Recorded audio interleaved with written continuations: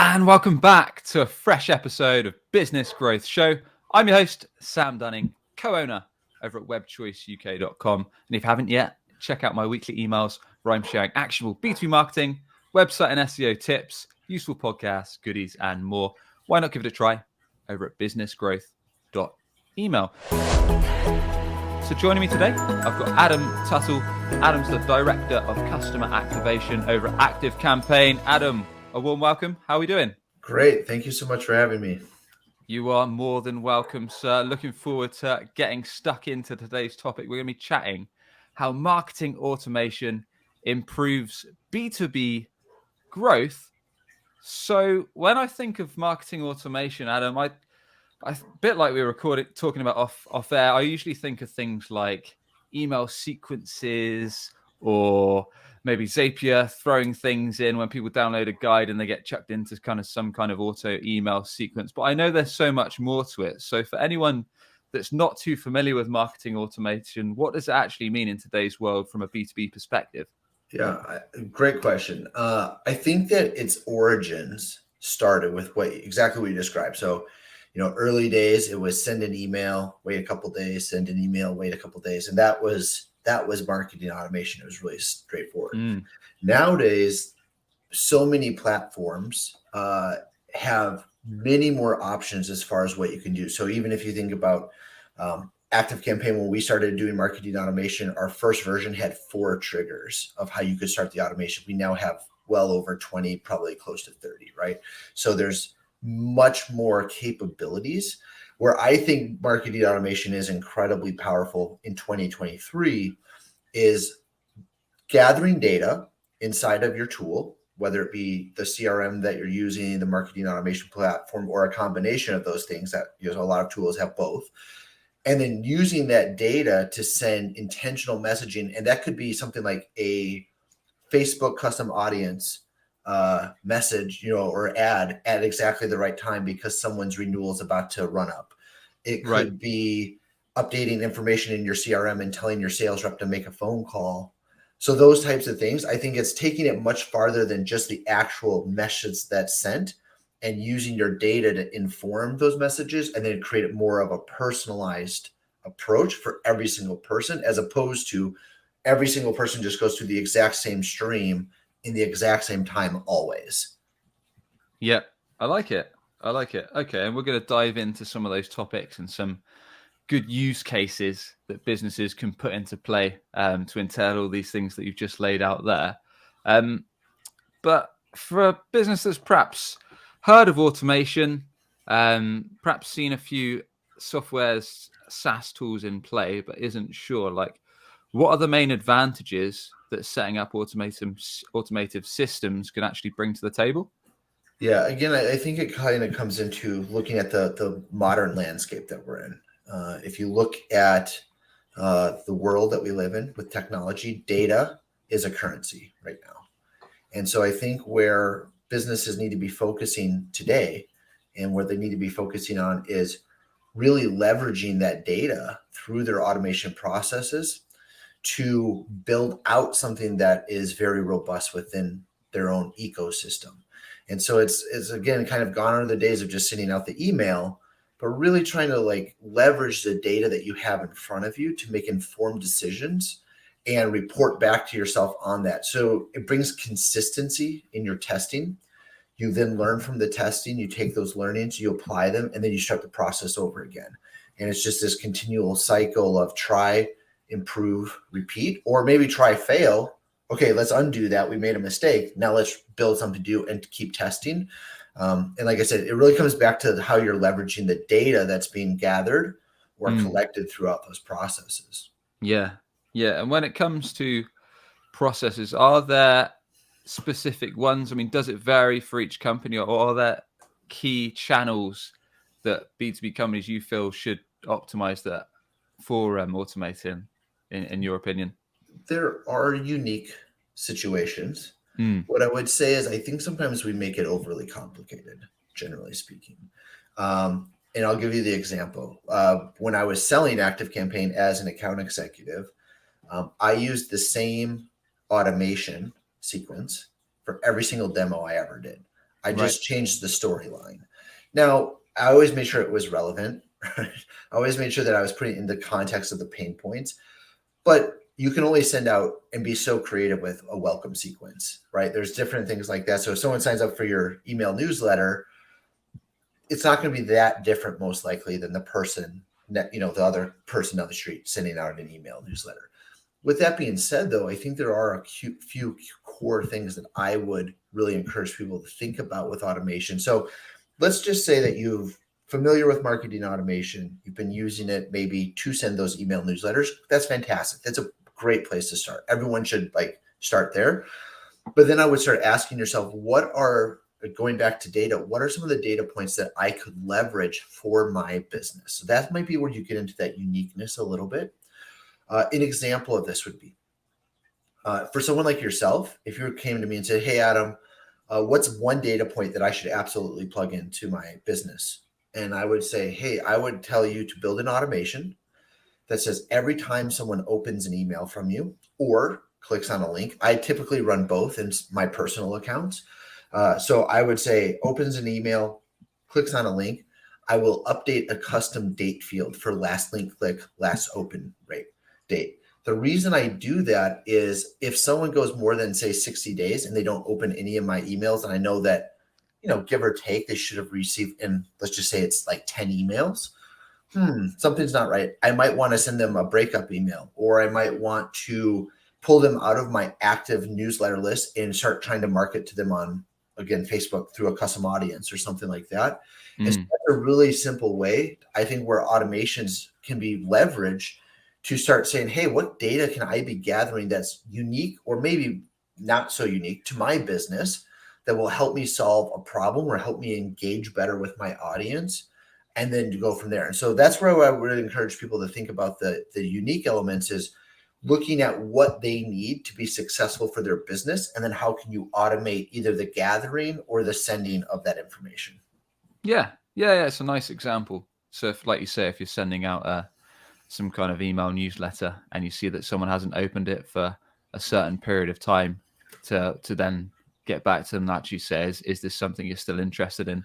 Whereas if you've got someone on the other end of the spectrum that's frequently opening and engaging in the emails you're sending out, clicking through links, spending quite a lot of time on them, maybe opening them a lot of times, I guess you can put them into another set of audiences that perhaps reminds the sales reps to give them a call or follow up or whatever that next part of the process might be. Yeah, I would say that it would really come back to what you're trying to drive. What's the behavior that you're trying to drive? So, for example, some people are super pumped when they just have opens, because that's what they're just trying to create, that engagement, right? That way. But for some businesses, say like an e-commerce business, they probably want somebody to be clicking on a link, because that's how they're going to make their money, is when people buy links. So it's like, if you say, hey, this person has opened the last 100 emails, but they've never once clicked on a link, is that a valuable customer? Do we want to be advertising to them? Do we want to be spending that money on them? Things like that. On the flip side, maybe you get someone that only opens every other email or every third email, but they always click on the link and they make a purchase somewhat regularly. Oh, that's someone that we want to double down on and maybe try to see if we can grow them or expand how they interact with us, right? So it's, again, I think it's looking at the behaviors that you're trying to drive and then using that automation to leverage that through data, and hopefully give you a better result for your business. Yeah, sounds good. So Adam, let's do a little activity here live on the podcast. So a lot of our audience are going to be B2B, either business owners or marketers, or perhaps even some sales reps tuning in now. A lot of B2B organizations are going to want to probably drive prospects to their website and ultimately get either inbound demos or inbound leads, and ultimately get a sales conversation fired up. It's probably one of their main motivations. So I know you mentioned that perhaps one of the starting points is actually thinking about the data that you want to capture. But from that point of view, what should be some of the first steps that a company like that puts into play or thinks about before they actually do any strategic or actionable work when it comes to kind of setting up some kind of more marketing automation system? Yeah, so I'll tell you about what we've been doing more recently. So we've just last October, we launched a team in ActiveCampaign called the Customer Activation Team, which is what I lead. and we take in all of our trials off of the website. And our goal is to engage with them and get them to do exactly what you talked about, have a conversation with us, really. So the first thing that we do is that we actually use our automations to sort out what we would consider like good or bad prospects. What I mean by that is, with the amount of bots and things like that online, there's a lot of fake people out there, and you don't want human capital going into sorting out fake people. So we might look at certain domains or certain countries and say, oh, we know these aren't any good, just because, again, they're bad actors. Or like for us, we actually block out ActiveCampaign emails because we do a lot of testing on our own tool. So we're always having developers and stuff like that build trials. I don't want a team member wasting time. So we cut those out. Once that happens, so once we kind of get rid of the flack, I send them to a second automation. And in that automation, I start sorting. So I might look for a certain criteria. So for us, again, trials, we look at contact interest. So, how many contacts they have, number of employees in their business. Depending on that, we determine the routing. And then for us, again, we look at the geo. So we have teams in Brazil, Latin America, the UK, or not the UK, excuse me, Dublin. Oh, I'm going to get in trouble for that one. In Dublin, in Sydney, Australia, and then in America. And so we, again, try to optimize based on location. So we're sorting out who gets what. We're not just sending everything to the same people, right? Especially related to time zones. And then what we do is we're actually currently working on building a lead scoring model within that. So taking that data even a step further and saying, okay, cool, we get, let's just say, it's a fake number, but 500 trials a day that actually get all the way through our cutoffs. And then that's what we create deals for, or opportunities for. Yep. And so what we do now is we're going to start prioritizing, again, based on criteria that we see the highest priority. And I look at things like, what has the highest conversion rate? What has the highest lifetime value for ActiveCampaign? What has the highest churn rates? To me, that's not a really high value prospect. So I actually will give them maybe a worse score, or say, hey, let's just automate the emails. And if they engage with us, great, but let's focus our time on dials and messages, like a WhatsApp or text, whatever it might be. Again, depending on your location, some places you can do that, some places you can't, but we'll do that. And so we're just determining even the medium in which we reach out. So like for our Brazilian teams, they do almost 100% of their business on WhatsApp. We don't tell them to make tons of phone calls. We're starting to send out the emails all automatically. And we just say, just start messaging them, because that's how your business culture engages with you. And so we're trying not to have a one size fits all approach. And I think that's the cool thing about automations. If I know something like geo, where I can see what team the opportunity is assigned to, I can now have them go down a unique path specific to the business practices of that area. And then it goes from there. And it might not be a big global thing. It could be something like in your country, but you have two sales teams, one that works with a specific niche, one that needs to be qualified out a little bit more because of, again, maybe there's some bad actors. And so you want to like do some legwork before you just jump on the phone with them. You can start, again, doing all that sorting, which used to be manual, through automations now. And now you're focusing your business on the things that are going to yield you results and returns, as opposed to trying to sift through it all on the human side, which I think is the biggest advantage to automations in sales or for a growing B2B business, is getting rid of that wasted human time and having your human time really focus on what's going to yield you a positive result for your business.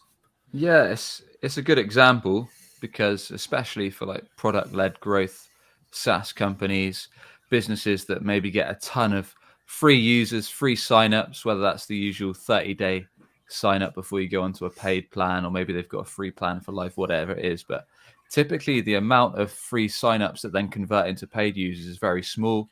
I think the industry average is 5% or so from it's right around free signups. Is apart from kind of all those frameworks that you've just outlined for us then, Adam, in terms of kind of filtering out the poor emails, making sure you understand the geographies and the segments that you're going after in terms of geolocations and their preferred channels and methods to communicate, and essentially filtering out as much as you can, setting up as many systems in place as you can. Is there any kind of other examples, whether that's with the actual messaging itself or outreach, or any kind of lesser known strategies that you've seen success with actually taking those free signups and then converting them into paid customers? Yeah, I think that one of the things that we've been really starting to focus on now is setting ourselves up a framework where we can do experimenting on those subject lines. And why I think that's important is, if I look at how my team interacts, most of the time they're using a template of sorts. Right. So if I can automate that template, now I can like start watching it and seeing how it's performing. The other thing is that I can do tests very, very quickly. In the world that we live in that moves so fast with tech, I think one of the biggest mistakes that people make with automations as a whole is that they say the set it and forget it model. So they build something, and maybe it's hitting their goals, right? Like, it's not that it's doing bad. It's like, oh, this is great. Like we can work with this. And the market changes all the time. So it's constantly evolving. The other thing too is like looking at opportunities for just like, hey, what happens if we change this? And this is slightly like a slight shift, but I'll just give an example of this that we just did recently. We have chatbots that we use on our site to engage with my team. So that's another way that we're actually trying to drive the conversation, is through chat within trials specifically. So that's outside of the CRM. We just ran a very simple experiment where we changed like 2 words in our chat like hook to engage with the customer, and we increased our connection rate from a 1.4% to 1.8% in less than 24 hours. And now we are throwing that one against the wall and trying something else. Like, we're just always testing, and I want to start doing the same thing inside of our automations. I don't think that you have to go bananas with it and go every single week. But what I would say is maybe once a quarter, say, hey, we're going to test. We have 5 emails in our sequence that, you know, are being automatically sent out. We're going to change the subject line on the first one this month or this week, right? And we're going to test it out. And you kind of go through this rotation of this cycle. Yeah. So I think that not being willing to stay stagnant is really an advantage that people can build for themselves, because I think that most companies get something in place as long as it's like relatively close to their goals. You know, maybe it's a click rate or open rate or whatever it is. Sure. And they're like, great. Or number of meetings booked even. They're just, yep, this is good if we're hitting our numbers, and not really pushing the envelope as far as, hey, can we do better? Or what can we learn? Like, what are the negative lessons we can learn of what not to do? Like, it goes both ways. Yeah. And I suppose there's quite a lot that you can test out, really, like you mentioned there, whether it's email subject lines, the actual messaging inside the emails itself, how detailed or how short they are, if they're personalized very much to the specific prospect, if they're talking about problems, if they're giving social proof, if they're giving case studies, examples, if they're using like a jobs to be done framework. Like, I suppose there's so much that you can test out that you've, I suppose, got to give each a fair trial of a certain timeline and then see how it differs to what your current kind of conversion rate is, or click-through rate is, or open rate is on the emails, to see how it works. 100%. I mean, I've read use cases of even people changing the color of a call to action button, and that color getting a higher click-through rate. But then you might want to say, does it have a higher click-through rate and a higher conversion rate, or does it just have a higher click-through rate? Because, you know, we could make the assumption that, oh, higher clicks means more purchases, but maybe it's just a little bit flashier, so more people are clicking, but the conversion is actually not doing anything. Okay, so that's not really a win if conversion is your goal, right? And so I think there's machine learning even within some tools like ActiveCampaign, where you can start testing out like sends. What time of day does it send? It'll start trying to send emails at the right time based on open rates. There's lots of things like that. So I think that's the exciting part, is like, where's it going to go in the next few years as it starts to learn our behaviors better and how to engage with the individual as opposed to the masses. I suppose that's where it gets tough, really. Is there, in terms of personalization at scale, Adam, is there any examples that have worked well for yourself or that you've seen out in the field? Because I know there's the usual that we always see, where you can just kind of pull in a a prospect's name from, I don't know, Sure. LinkedIn. You can pull in their most recent job from LinkedIn, and people kind of become tone deaf to this stuff after a while, don't they? Because like, I've seen that personalization on every email, but it's when you get more specific that you can, I guess, hook people in. But that's when it takes more manual action. I think that personalization is a fantastic topic. And when I say personalization, I am not talking about just the email. I think that is a part, or excuse me, the name within the email. That's what I was going for. The reason I say that is I think that is a part of personalization, but in many ways that has become personalization. And so we need to quickly change that mindset. The best example, and this is one of my favorites, is actually a customer of ours. They did this several years ago now, but it worked just so unbelievably well. It was a customer based in Australia. They sell biodegradable dog poo bags. And what they would do is they knew that, there was about a 60-day buying cycle, generally speaking. And so someone would make the purchase, and on day 45, they would put that person into a Facebook custom audience, and they weren't actually trying to sell anything. They were only saying things like, your dog loves you because you're eco-friendly. And they were just giving these positive affirmations for like 2 weeks solid.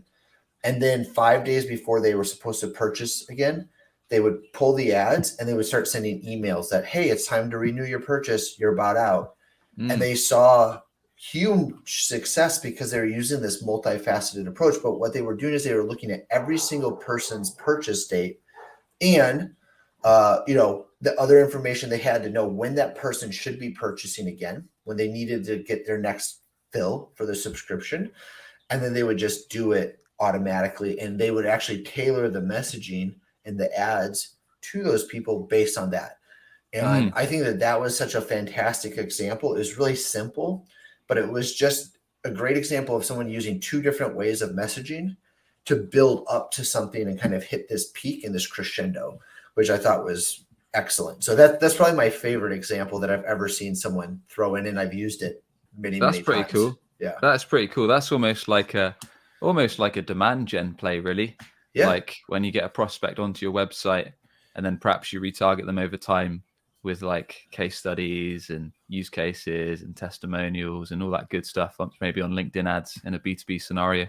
And then over time, you're kind of educating them on how the product works and the problem it fixes. But in this case, more of a D2C example. Are there any other, you mentioned about at the start of our chat, Adam, about using data to inform your messaging. We've mainly been talking about kind of automation through email flows, but then you gave quite a nice example there. But are there any other kind of ways that you can pull data and flip it into other channels that perhaps companies should be considering? Yeah, I think a really simple example is, most companies, let's go back to your question about demos or, pricing requests, very common in the B2B space, right? Sure. Most, not all, but most forms for demos have something that's like, tell us about your business. And I think what happens is a lot of people gather that information and they don't use it to their advantage. Right. So if someone tells you about their business and they give you a 2 or 3 sentence answer about their pain points, whoever talks to them should not go into that phone call asking them what their pain points are. They should go in, or even in the message, if they leave in a voicemail, hey, Tommy, I saw that you filled out this form. It looks like you're having problems with this and you're trying to solve X. I believe we can help you do that. But if you could give me 15 minutes of your time, I'd like to confirm. And if not, I'll tell you right away and we'll move on. And so I think if you take that type of approach, it can, again, be on that human side of things. It doesn't have to all be through email, but it's helping your team members make informed calls. Or, again, those forms, they often collect a lot of information about like what industry you are in, You could, again, let's use the phone call. Hey, Tommy, it seems that your industry, real estate, is booming. We've seen a lot of your other realtors come in to our thing. This is how we can help them. I'm going to send you a case study in the email about one that we just helped a realtor, 2x their business over the course of a year by doing this. If I can't get, call me back. Right. And so you can use those things to your advantage. It's all about like what levers can you pull, really. It's just leveraging it. And again, I think that sometimes we get so excited about being able to insert it right into an email, we forget that it could literally inform the conversations we have once we get somebody. Mm-hmm. And as we all know, like when you get on the phone with a salesperson, that salesperson has about 3 minutes to like either like make a good impression or probably blow it. And the more that you can come to the person and be empathetic to their experience and not just lump them into the box of what every single other person wants, every single other person needs, and you made them feel heard, made them feel important, the much higher likelihood that you have, at least from personal experience, of actually closing the business. Yeah, for sure. And are there any big no-nos when it comes to automation, or any big things that companies should be sure to avoid? Yeah, I think that, this should go without saying, hopefully, but if someone asks to get off of your list, you should take them off your list, right? It's basic, but there's still a lot of businesses that say, oh, they unsubscribe. Now I'm just going to call them all the time, or I'm going to send them messages on LinkedIn. And I think that CRM management, and really, if someone unsubscribes, you either need to give them the option to say, don't contact me at all, or only contact me, through certain means. Sometimes marketing departments say, well, the law says that we can still call them as long as, and they try to wiggle around this. And I just think that creates a really poor customer experience. So yes, technically you can do some of these things. What I would say for a big no-no is treat others the way that you want to be treated. If you don't think that you would like someone calling you 5 times a day or whatever it is, right? Like you can go probably down to all the extremes. Yep. Then you shouldn't do that to your customer as well. And I think that, again, because of, companies like Amazon or Google or Facebook that are taking personalization to the next level, literally by knowing what you want to like eat for dinner, right? That kind of stuff, which is a little creepy, but it's also amazing. When we do that, I think that people are not as content as they were even 5 years ago with having an experience that feels vanilla or generic. They want something that makes them, again, feel special. And remember that how someone interacts with your brand today, if they have a poor experience, that's much less likely that they'll come back. Mm-hmm. Even if they say, hey, we're not a good fit today, but if they had a good experience with you, they could send you other clients. They can refer you people. They could do that. And I've seen that where I had a guy once, this was years ago, our tool wasn't nearly as built out as it is today. And he wanted something that we just could not do. Yep. And I literally said, HubSpot, our competitor, can do this. And he's like, what? And I like stopped the call about 5 minutes and I was like, we're not a good fit for you. And he was like shocked by that. Well, then he started sending me customers that were a good fit because he had a good experience. And so that's something that I always hammer on with my team is how do we create a phenomenal experience? How do we reduce the amount of people that someone has to talk to get the answer to their question? Like something like that is really important. If you have to send through 3 or 4 salespeople just to get a simple answer to a question, you're probably missing something. We just overhauled our entire process so that we could reduce those types of experiences to only the ones that were actually needed it. And we just want to help people out. So I think that looking at those types of things it sounds really practical, but a lot of businesses just think about the logistics of building and shipping the experience, not actually like how it makes people feel and how people are going to interact with it. Yeah, really, really good examples.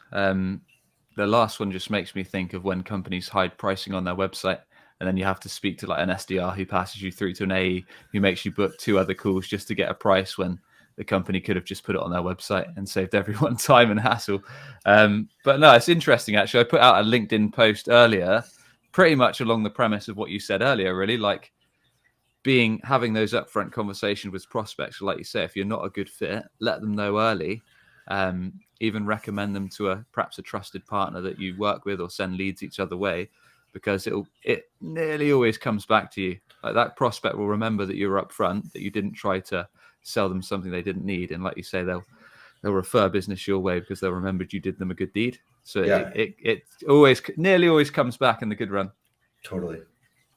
Nice example. And like you say, also having a system whereby if prospects don't necessarily go with you today, that you can stay top of mind with them. So in the B2B organization, for me, that's like connecting them on LinkedIn so they see my daily tips, whether that's asking them if they want to be added to your maybe weekly tips email, or sending them to your team's podcast so they can get free tips. So if they want to do it themselves, again, you're staying top of mind. You're not forcing stuff down your neck. You're just giving them the option to consume your content on the channel they prefer. Yeah. And I think that, again, we have to remember the power of word of mouth, right? And it goes both ways. And especially what I've noticed in like the B2B space with like, say, marketing, this is a pretty small community. Like there's not tens of millions of people that do this. A lot of people know, they know people in their region, in their area, things like this. And so if they have a really terrible experience with you and they go tell all of their friends what a crappy experience they had with you because some SDR didn't know anything, refused to answer their questions, and they get frustrated, whether they're right or wrong on how the approach was, it becomes difficult to manage. And I think that that's where we just have to remember that, 20 years ago, the internet was not nearly as developed as it is today, right?